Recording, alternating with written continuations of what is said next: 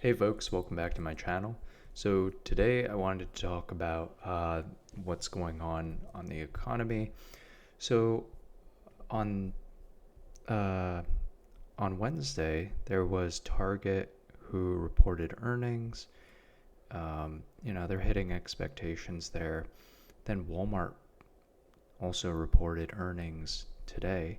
They're coming in a little bit lower than expectations, and so they've also said that tariffs might start to affect some stuff. So they're hiking prices, and that can be a really bad sign for the economy in general. Now, the reason why we wanted to care about the retailer earning calls is because we want to see how most regular consumers are doing on a day to day basis. That can be a really strong indicator of how the economy is doing. We see that unemployment claims have actually gone up a little bit this past week. That's also not a good sign, as it indicates a weak economy. Now, there's a couple of things here. Jerome Powell is going to speak on Friday at something called the Jackson Hole Symposium. This is where he gathers with other bankers and finance people and economic people, and he will basically talk about what the policy looks like moving forward. He is probably not going to give another one at Jackson Hole Symposium, and he's probably going to be out of the Fed chair when his term ends. I don't remember when exactly that is, but generally speaking, President Trump doesn't really like Jerome Powell right now because Jerome Powell refuses to lower interest rates. And the reason why we would want to lower interest rates is because we want the economy to start revving back up a little bit. If you lower interest rates, then the cost of borrowing money will be cheaper. So mortgages can be cheaper, credit card loans can be cheaper, businesses can do more. Now, the reason why the Fed has been holding interest rates really high for the past couple of months is because what they see is a lot of inflation that's very stubborn. They're trying to get inflation down to 2%. And what they fear is that if the inflation stays higher than 2%, it can cause too much inflation in the economy that can end up being negative to consumers. What that means is basically, hey, crap's getting more expensive.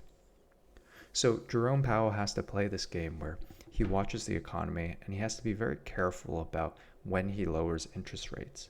Because if he lowers interest rates too soon, inflation could start going back up again. So even though you see these unemployment claims going up, and even though you see these retailers who have earning calls that are, kind of mediocre, it may actually indicate that he's going to keep interest rates higher for longer because these companies are talking about inflation a lot, and that inflation comes from tariffs. So if the inflation from tariffs remains really high, that means that Jerome Powell will probably be incentivized, or rather, think that logically, what he needs to do is continue to keep the interest rates high.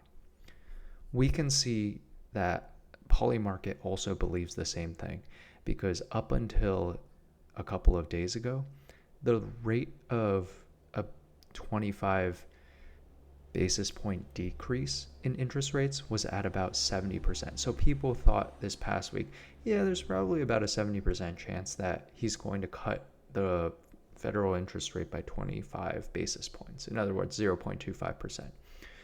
It was as high as 80% on August 13th. But just today, after this report and everything like that, that value has dropped down to 57%.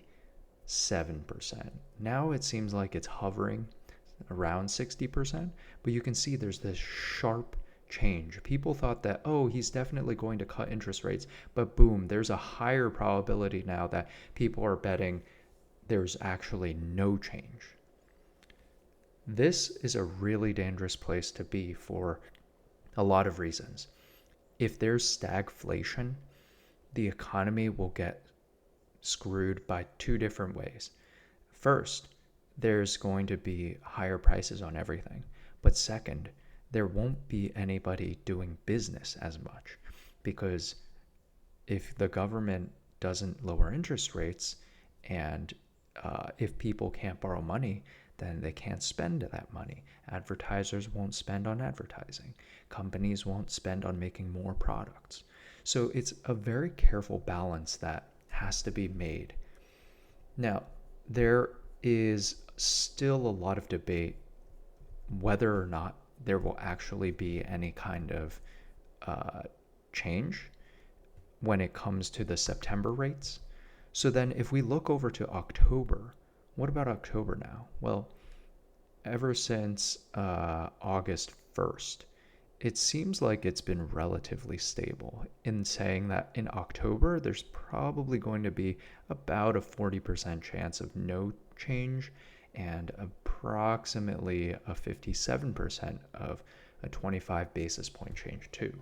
So if the Fed does start cutting interest rates, then it's possible that they might start a little later, like in October. Or it's also possible that what they do is just do smaller cuts um, when they actually do start cutting. Now, when I say smaller, I mean relative to 50 basis point decrease. Very few people think that there's going to be a 50 basis point decrease because that would be cutting the interest rates too fast while inflation remains high. That's what a lot of people are thinking about this. Now, this is starting to go up a little bit. No change is up to 40%. So it's almost at a 50-50 here about whether or not the Fed will even lower interest rates. We'll stay tuned to keep trying to follow the markets and seeing what happens. I think right now the markets are very choppy and everyone is just kind of anticipating what they're going to talk about tomorrow.